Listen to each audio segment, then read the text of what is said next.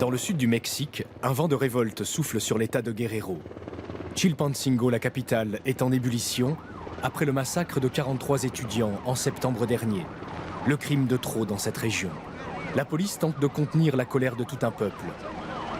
Mais depuis 4 mois, l'autorité a disparu et l'indignation éclate au grand jour. Nous sommes le changement de ce pays. On va donner un nouveau cap à notre Mexique chéri. Ne te laisse plus faire. Ou demain, on viendra tuer ton père, ta mère ou ton frère. Si on ne fait rien, nous, les Mexicains, ce gouvernement nous tuera tous, un par un.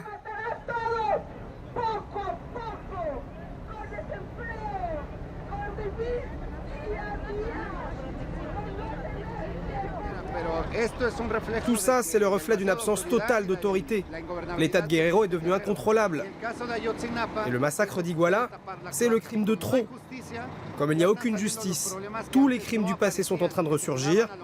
Avant, les politiques calmaient le jeu avec des mots, toujours des mots. Mais ça ne marche plus. L'affaire des étudiants disparus bouleverse tout un peuple. Le Mexique a plongé dans une crise morale et politique sans précédent. Matanza en Guerrero. Asesinan a jóvenes estudiantes. 22 policías están arrestados. Algunos terminaron muertos, otros desaparecidos. Las familias de decenas de estudiantes mexicanos rezan porque aparezcan con vida. Ya no cabe ni un muerto más. Se colapsa el sistema forense en México. Están hartos de la violencia desenfrenada en México. Toman las calles, queman oficinas, destruyen patrullas. Exigen que la impunidad se detenga.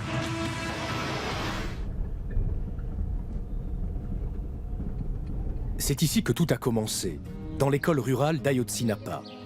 Une école destinée à former des instituteurs dans les campagnes.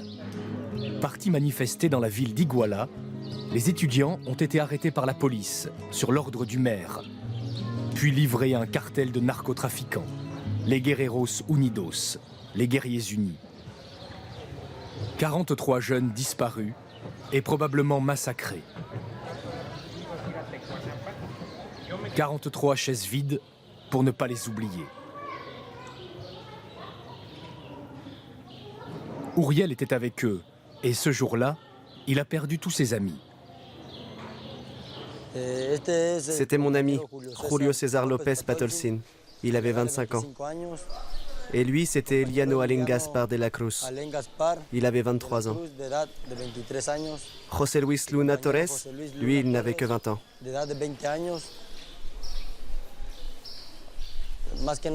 Pour moi, c'est un crime contre l'humanité. C'est du terrorisme d'État. La dernière fois que j'ai vu mes amis, c'était dans cet autobus.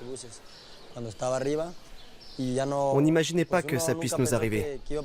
On n'a pas eu le temps de se dire au revoir.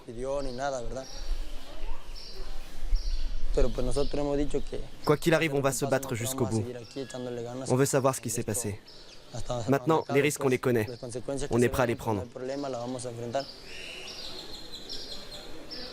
L'école d'Ayotzinapa est devenue le fer de lance de la contestation. Les étudiants recevaient ici un enseignement d'obédience marxiste. Ils étaient tous ou presque des fils de paysans, des fils de familles pauvres. Et c'est aussi un symbole qui a été assassiné, celui d'une ascension sociale pour les plus démunis. Dans la cour de l'école, des parents hagards qui ne veulent toujours pas croire à la mort de leur enfant. Ils les appellent encore les disparus et non pas les morts. Nos enfants voulaient s'en sortir et pas travailler des heures sous le soleil comme nous, leurs parents. C'était pas des violeurs, des ravisseurs ou des assassins. C'était des jeunes qui allaient de l'avant, qui étudiaient et qui voulaient faire quelque chose de leur vie. On ne peut pas en rester là. On veut savoir ce qui est arrivé à nos enfants. La justice de ce pays doit retrouver les coupables. L'État laisse faire ce genre de massacre. Ça crée un climat de peur. C'est idéal pour faire taire la population, pour empêcher que les gens se mobilisent. Mais maintenant, on n'a plus peur. On a la rage et on est prêt à affronter qui que ce soit. Les familles des victimes disent qu'elles ont tout perdu dans ce massacre, même la peur.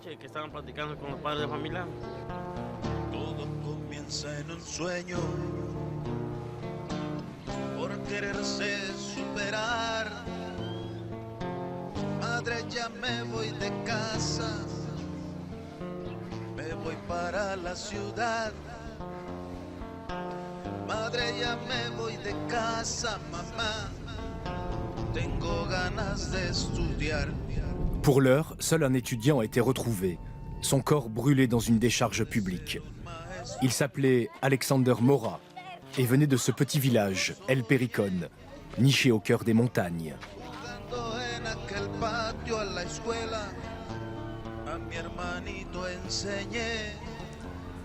Qu'est-ce qu'ils ont fait à mon fils? Pourquoi ils l'ont tué? C'était pas un délinquant. Son seul crime, c'était d'étudier. Ils sont tous corrompus, du président de la République au gouverneur. Les polices fédérales et municipales, tous sont contaminés par le crime organisé. C'est comme ça que ça se passe. J'ai du mal à y croire, mais on est en plein cauchemar ici.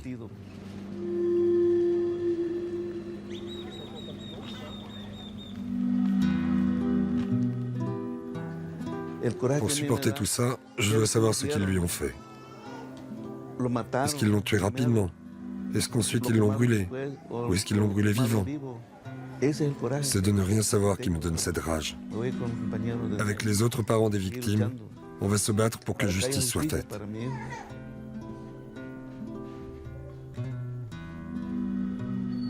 La justice a déjà inculpé 44 personnes, politiques, policiers et membres de cartels. Les Mexicains ont été abasourdis par l'ampleur de la collusion entre les autorités et le crime organisé. La déliquescence de tout un État.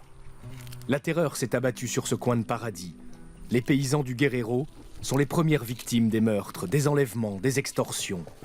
La police, passive et souvent complice, a poussé ces fermiers paisibles à prendre les armes. Ici, vous savez, on est des paysans. On passe nos journées dans les champs. On vit de cette plante, la roselle, et aussi du maïs. Et il y a 2 ans environ, face à toute cette violence et toute cette insécurité, dans les petits villages, les paysans, les familles, on s'est tous armés avec des machettes, des fusils et du courage.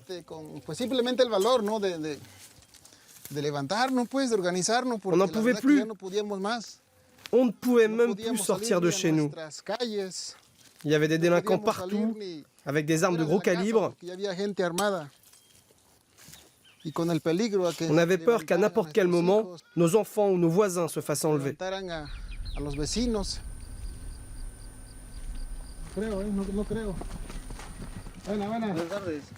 Rapidement, des groupes d'autodéfense ont pris les choses en main. On en dénombre aujourd'hui près de 80 dans l'état de Guerrero. Dans chacune de ces villes, des postes de contrôle tenus par les habitants armés de fusils. Des patrouilles sur toutes les routes, de jour comme de nuit.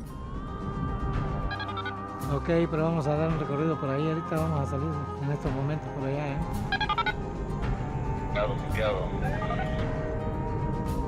Ces polices communautaires ont littéralement chassé les forces de l'ordre. Elles assurent aujourd'hui la sécurité de villes entières. Bonsoir. Patrouille de la police communautaire. Rien à signaler ce soir? Pas de problème? Non, ce soir tout va bien. Merci. On reste dans le coin s'il y a quoi que ce soit.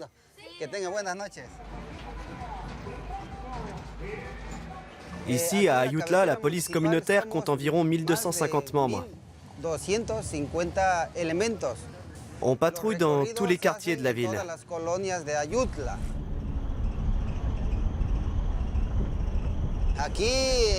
Ici, quand la délinquance régnait sur la ville, il y avait des enlèvements tous les jours. Et personne n'en revenait vivant. Le lendemain, on ramassait les cadavres. Les corps étaient découpés en morceaux et jetés dans des sacs poubelles.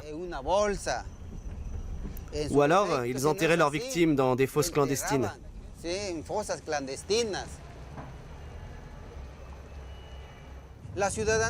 Les gens allaient se plaindre à la police municipale ou à la police fédérale, parfois même à l'armée.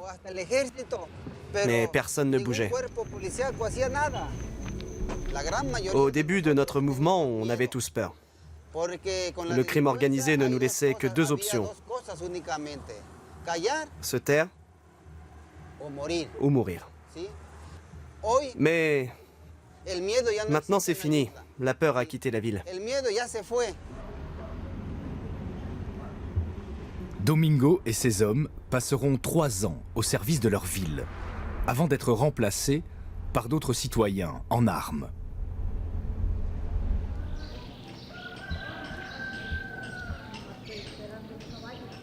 Chaque pan de la société se mobilise. Et dans ce pays très catholique, l'Église ne pouvait pas rester muette après le massacre des étudiants. Les évêques ont dénoncé la violence qui ronge le Mexique.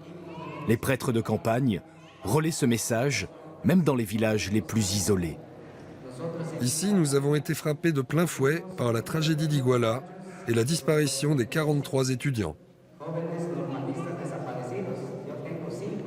5 familles de la région ont été touchées, dont une ici, au Péricón. Nous, les enfants du Seigneur, les chrétiens, les catholiques, nous devons être solidaires avec ces familles. Le mensonge et la corruption ont inoculé leur venin. La violence et la délinquance en sont les symptômes. Et c'est tout notre pays qui est malade.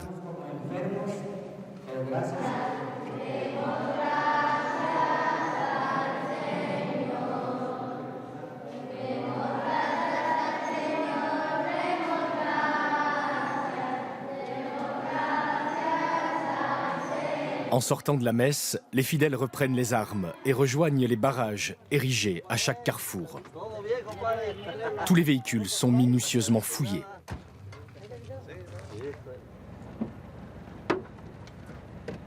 Qu'est-ce que vous faites avec cette tronçonneuse?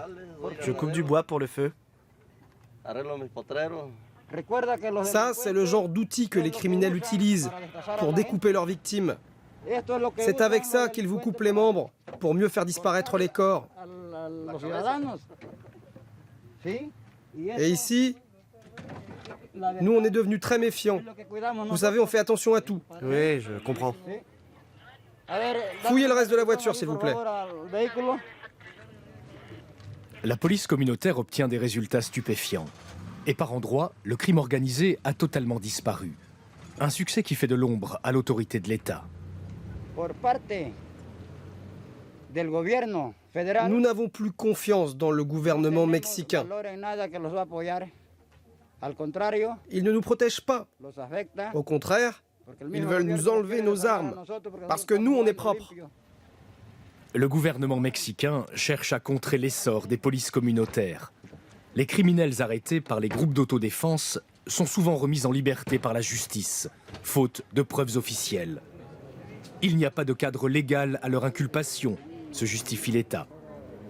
Les habitants ont donc décidé de court-circuiter les tribunaux, en créant leur propre système judiciaire. Des jugements populaires, comme celui qui se tient aujourd'hui. Les suspects arrêtés par la police communautaire sont parqués dans cette prison de fortune. Qu'ils aient commis un homicide ou juste un vol, ils seront jugés et peut-être condamnés à de simples travaux communautaires. Un système basé sur une justice indigène d'un autre âge. Nos ancêtres ne connaissaient pas grand-chose à la justice. Mais ils étaient justes. Ils imposaient l'ordre et le respect. C'est ce que nous essayons de rétablir. Mais vous êtes des juges ? En quelque sorte. Mais on ne peut pas prononcer de lourdes peines.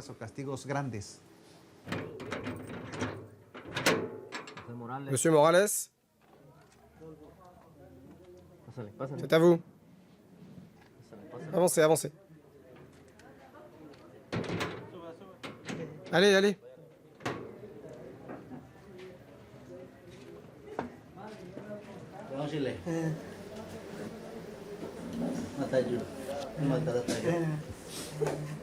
José Morales Mauricio, vous êtes accusé d'homicide. Une plainte a en effet été déposée contre vous pour le meurtre de votre femme.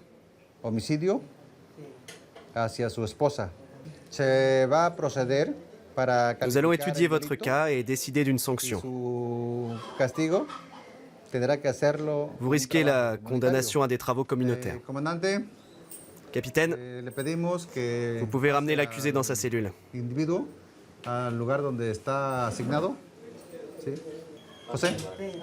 pouvez vous lever.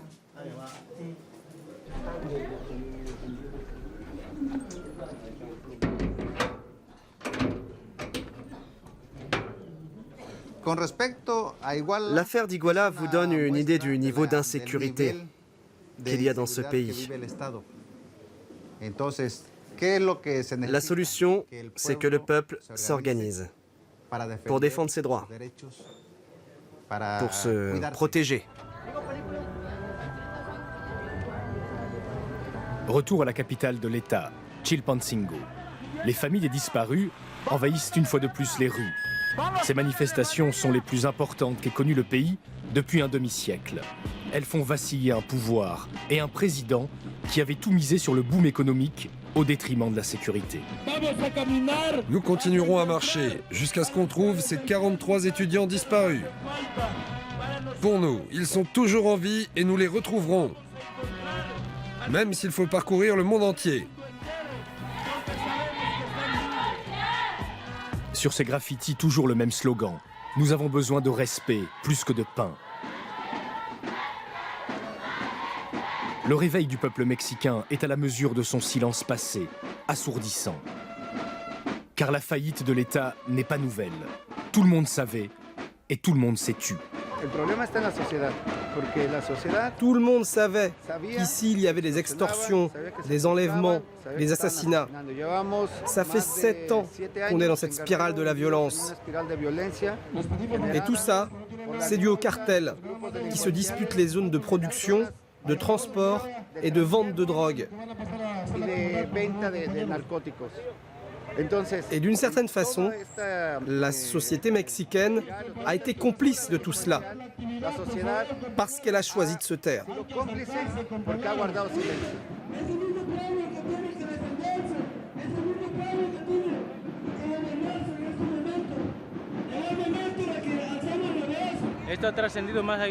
Cette histoire des 43 a relancé la lutte pour les disparus du Mexique.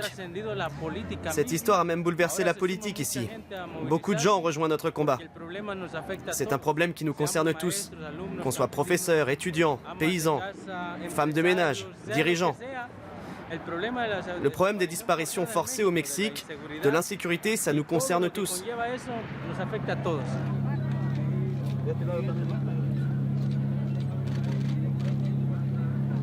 L'affaire des disparus d'Iguala a mis le feu à la société mexicaine. C'est la crise la plus grave qu'ait connue le nouveau président, Enrique Peña Nieto, depuis son arrivée au pouvoir, voilà 2 ans.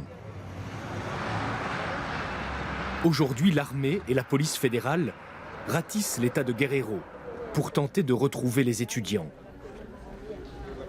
En les cherchant, ils ont mis au jour des dizaines de fosses communes, d'autres meurtres d'une autre époque. Le Mexique s'est transformé en cimetière anonyme. Ces familles de disparus se pressent à chaque découverte d'un nouveau charnier. Certaines attendent depuis 3 ou 4 ans un signe d'un proche disparu, avec l'espoir de faire enfin leur deuil. Vous avez apporté des preuves pour nous aider à identifier vos proches disparus? Oui, on m'a donné ces documents. Je n'ai que ça, je crois que c'est une preuve ADN.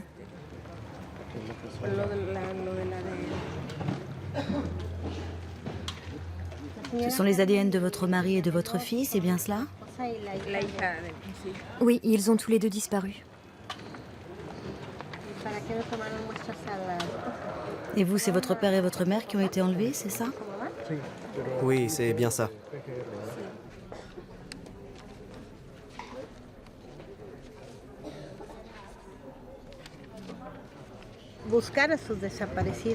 La recherche de leurs proches disparus est devenue leur unique raison de vivre. Il n'y a plus que cela qui compte. Rien d'autre. Vous pouvez passer toute une vie à chercher un fils, un frère, un mari, un père. «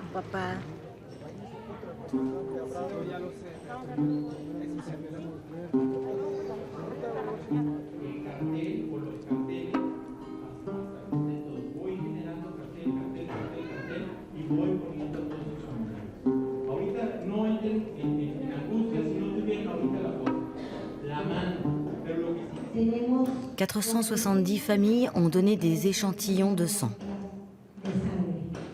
De notre côté, nous avons pu localiser 28 fosses clandestines.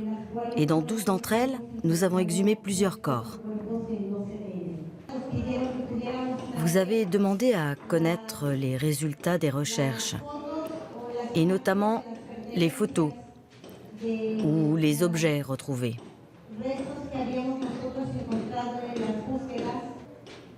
Je vous rappelle que ce sont des éléments délicats qui pourraient être douloureux pour les familles. Et les familles de disparus accusent. Pour elles, l'État ne fait rien pour trouver leurs proches, ou tout du moins leurs corps. Les autorités ont peur d'exhumer le passé et se contentent du minimum. Alors une fois de plus, la société s'organise. À leur risque et péril, des groupes comme celui de Mario ratissent eux-mêmes la montagne, là où se cachent les cartels et le crime organisé. On va voir s'il y a des fosses clandestines. On a trouvé des dizaines de corps dans cette montagne. Mario et ses 3 mères de famille parcourent une étendue immense, armés seulement de patience, de barres de fer et de machettes. Ils cherchent des indices au sol, un carton, un manche de pelle, des objets dont auraient pu se servir les criminels. L'équipe tombe alors sur un endroit suspect et se met à creuser.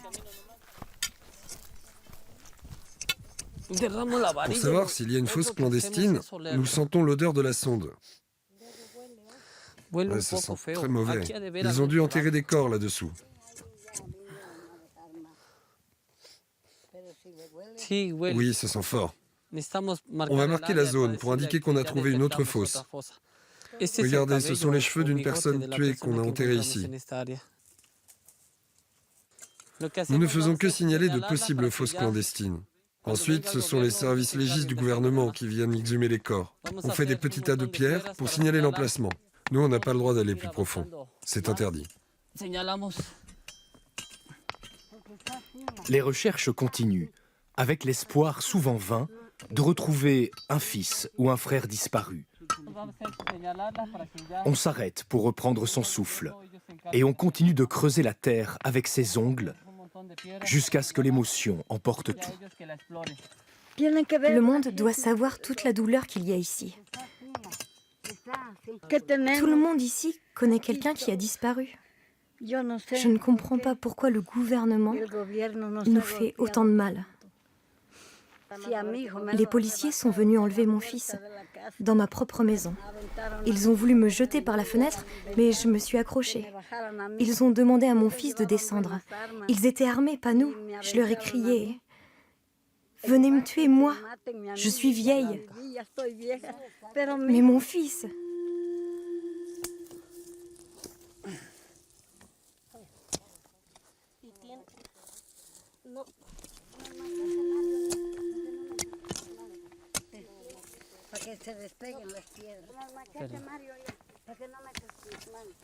C'est un peu comme si on creusait le passé. Avant, on avait peur. On n'osait pas venir ici. On était seuls contre tous. Chaque famille s'enfermait chez elle avec sa douleur. On ne faisait rien. On ne venait pas ici fouiller les montagnes. Mais quand les étudiants d'Ayotzinapa ont été tués, leurs proches ont commencé à fouiller les montagnes. Ils nous ont montré qu'on pouvait faire quelque chose pour nos proches disparus. Il aura fallu ce drame des étudiants disparus pour réveiller la société mexicaine, avec déjà ce bilan terrifiant. Depuis 7 ans, les violences ont fait 100 000 morts et près de 25 000 disparus.